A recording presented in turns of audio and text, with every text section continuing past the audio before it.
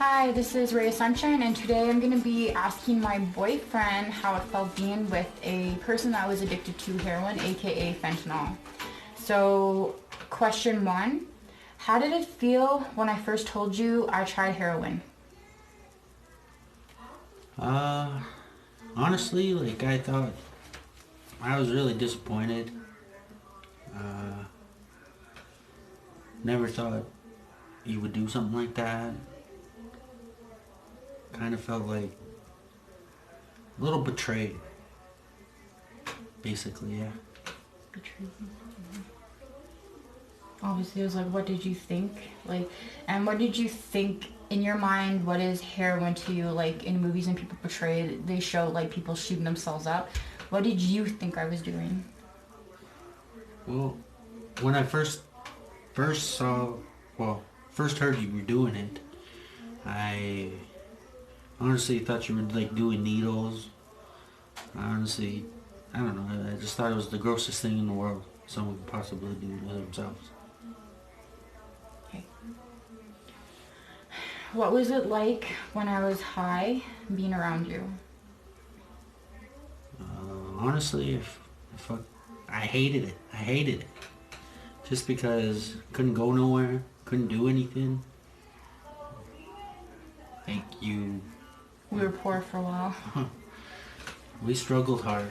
We freaking anytime we went to Walmart or the mall, it was as soon as we get there, it'd be like, oh, I have to go to the bathroom. Have to go do this. Have to go to the bathroom for sure. It was spend most of the time me just waiting outside the bathroom for her. Okay. What was it like when I was getting dope sick? Uh, it hurt for me because, like, if I had no money, I like it would just kill me seeing you so sick and so pitiful and just I don't know. It would just wasn't good. I didn't like it. That's for sure. It's funny now that we talk about it now. Like when I think about it, I just like remember like good times, but there was no good times. But I don't really, I tend to forget the bad times of feeling gross and not having no money and stuff. Okay. Every time I left to pick up, what did you feel when I walked out the door? Uh, I felt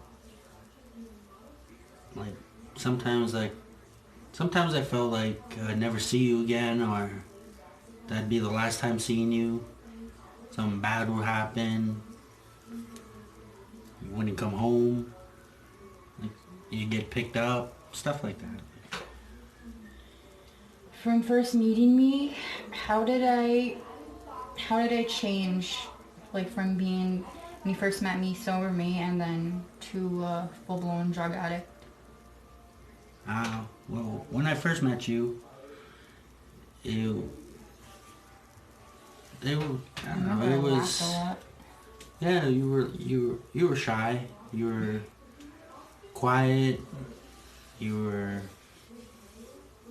you, I don't know, you were just to yourself, you were just down to earth, you were just a good mother, uh, a good, a good partner, that's for sure. And over the last like 3 years you were doing it, it was hard because like it was dating a zombie. Like you were there, but you weren't really there. Like yeah, you had one thing on your mind, and that was getting your next fix or getting your next high, stuff like that.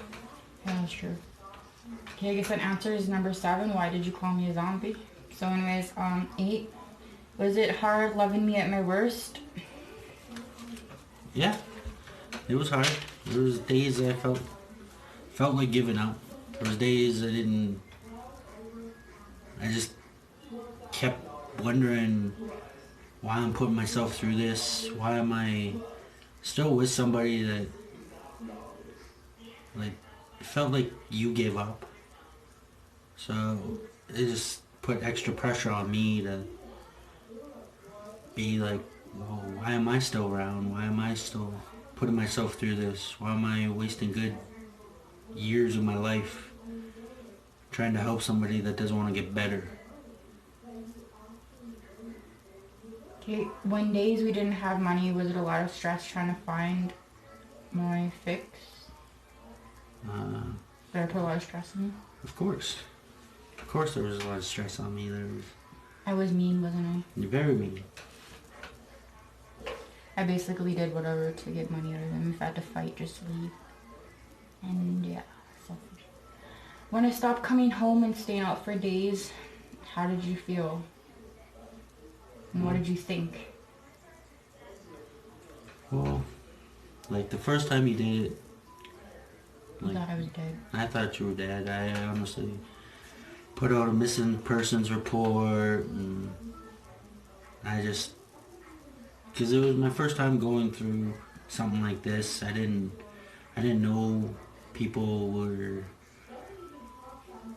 doing that. Like I didn't know, like you would just take off on me. Like the person I fell in love with, like I knew, like you would at least give a call, give me something to know that you were still alive. Like I wasn't getting that, so I was scared. I didn't know what to do, honestly. So I basically called the police. And in my mind, like when I was happening, I thought maybe you knew what I was doing or whatever, so I didn't think nothing was bad.